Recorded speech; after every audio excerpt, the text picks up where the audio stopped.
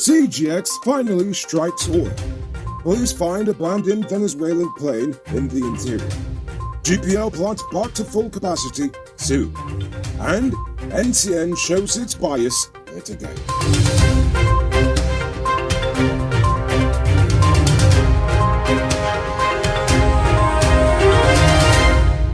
I am Noriko Pulford, and this is Uncut News. Do you see news happening? Send us a tip on WhatsApp at 592-659-6151.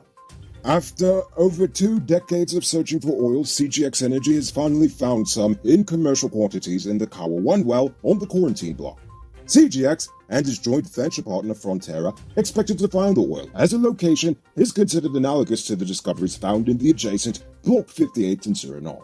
The Kawa 1 well encountered approximately 177 feet, or 54 meters, of hydrocarbon-bearing reservoirs, making this company the second one to announce the discovery of a commercially viable amount of oil in Guyana.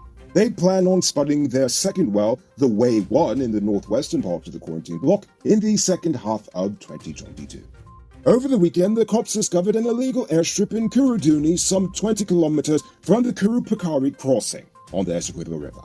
There, cops discovered an abandoned illegal aircraft bearing Venezuelan registration numbers. The Cessna aircraft had its propeller removed and placed under it. However, the damage to the aircraft is extensive and beyond repair.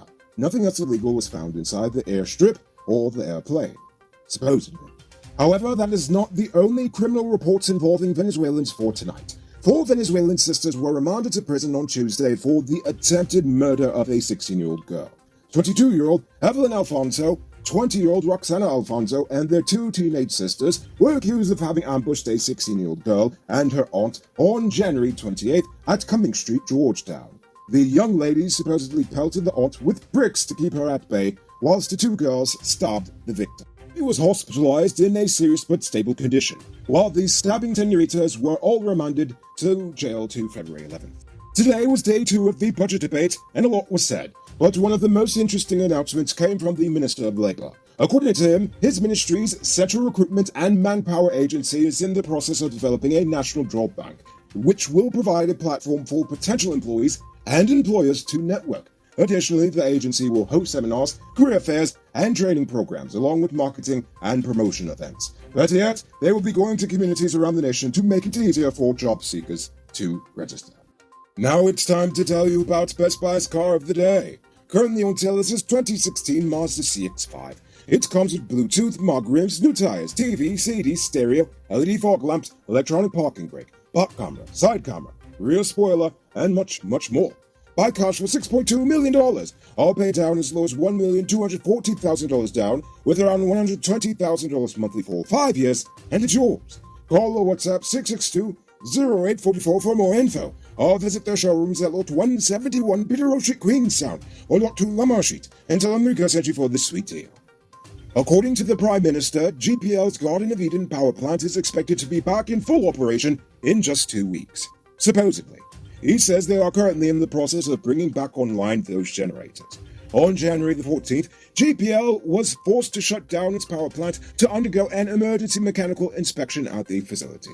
Since then, various parts of the nation has had to contend with rolling blackouts, or as I like to call it, just another day in Guyana. On Monday, Imran Mohammed, Winsley Richards, Ryan Wilson, and Roberto Lewis were all charged with armed robbery. According to the courts, on January 27 at Malgratut, West Bank Demerara, they robbed Altaz Mohammed of over $500,000. They pleaded not guilty and were remanded to prison until February 21st. From armed thievery, we now move to news of an unarmed thief.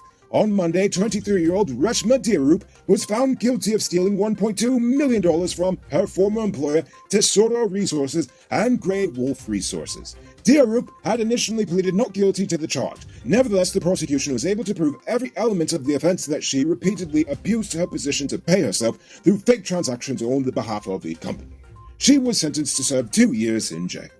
While Diarup will be spending the next 2 years in a jail cell, another alleged thieving employee has avoided prison by paying back his employer.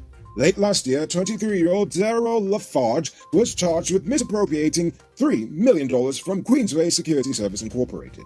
In all, he was slapped with 50 charges by the police force. However, the court dismissed the charges on Monday after he agreed to repay the $3 million to the company. You can multiply your cash by selling Digicel Top-Up. This is a legit way you can earn some extra money at your business or to supplement your current hustle. Become a top-up vendor quick and easy through Cellular Plus. Call them on telephone number 685-3109 for more info. It's now time for today's Rona Report. Today, the nation recorded 220 new cases. There are now 1,171 persons dead, 13 in the ICU, 9,446 in home isolation, and the total number of confirmed cases around the nation now stands at 60,109. So please, people, wash your hands frequently. Avoid touching your nose and mouth and mask up before we leave the house. When you do leave home, try to avoid enclosed spaces and large crowds. And remember to give 6 feet of space between you and others. You know what I think is stupid? NCN. For one, it's pointless. And two, we already have a government propaganda entity. In fact, we have two. They're called DPI and Guyana Chronicle. But unfortunately, the persons behind NCN don't have the courage to admit to the nation that it is in fact propaganda. But they have made it clear time and time again that the whole entity exists solely at the pleasure of the government of the day. The latest example of this bias is in their unfair reporting. Despite being the National Communications Network, which, you'd think it would involve all things of national interest, they only showed the government side of this week's budget debate. While DPI and NCN both produced well-made soundbites and stories regarding every single point the government parliamentarians are making, they didn't feature even a full-minute clip of any of the opposition presentations. Seriously, go check it out after this video is over. You'll see not one opposition member is up there. And if you do, it's probably because enough people have complained about it, which is good if that's the case, but I seriously doubt it. Now, I don't care how you feel about the opposition, but you must admit that it is impossible for one to come to an objective decision regarding the budget if you are not given both sides of the debate. So, to this I say that NCN needs to either be objective and fair and give the viewers the opposition's presentations as well, or they need to quit pretending and admit to the people that they are in fact government propaganda, so the public can assess their news within the proper context. Because, don't get me wrong, every government is entitled to push a narrative to further their development agenda. I understand, it's just the name of the game. But lying to the people by pretending that you are not pushing an agenda is pretty stupid. It's now time for our Uncut News Viewers Poll Question of the Day.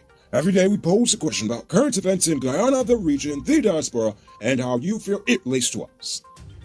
Yesterday's question was about what you feel is the single largest issue facing the nation today. RC View Farm said that issue is the census is due this year and no one's addressing it without account how our resources really being allocated fairly. That's an excellent point. I mean, we've been bouncing around this 750,000 number for years, for decades now. I mean, come on, it's had to have changed by now. Carl Smith says the judiciary and its weak performance with holding the politicians and government officials responsible when they break the laws. The poor citizens are terrified when they have to interact with the courts because they have no money to bribe the judges like the elites do. Indeed. Scorpio Kid says he also feels freedom of speech is under attack. Why? Depending on your profession, you're forced to keep quiet even if and when decisions are made or new measures are implemented. They call it being neutral. I think it's rubbish. Indeed. I always remember the quote that says, when you are neutral in times of suppression, you have supported the oppressor with your silence. Jariah says, the government continues to build roads and beautify the city of Georgetown when all of it will wither away with seasonal flooding. Creating a proper multi-billion-dollar drainage system should be a top priority for the city, but it seems that it won't be a priority until a large-scale tragedy happens. Oh my, it really seems like you're correct, and especially about that Robert Badal thing. It makes no sense to put a skyscraper right on the seawall. It's just going to wash away. All of them, CEOs and politicians, are blind. You're so right. Mr. Sam says, the system of government has outlived its usefulness for the very reasons that I mentioned previously. All parties use their majorities to push mostly selfish agendas.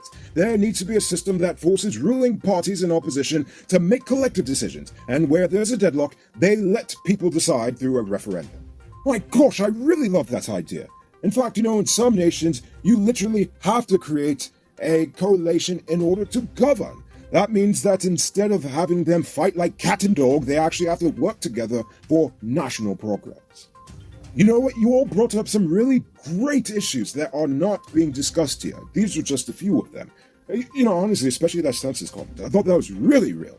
Unfortunately, that's all the time we have for tonight. But if you got a minute, go read back the rest of those comments in the last video when you get a chance. So before we get to tonight's question, take a look at this beauty being constructed in a gated community called Richmondville in Guyana. It features 4 bedrooms, 1 pool with 7,000 square feet of living space, along with modern amenities. Contact Sheriff Construction on 592-618-5702. Now for tonight's question. Seeing as our money actually goes to NCN, I want to know, do you think it should be sold off and privatized, or should it be reformed into something that actually makes more sense?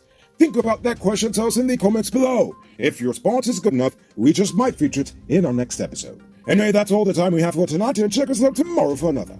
Until then, I'm Rico Bullford saying good night, folks. Hey, Uncut News viewers, thanks for watching. You can subscribe by clicking on this button over here, or click over there for more news. You can also drop a comment to let me know if you've made it to the end of the video. Goodbye for now.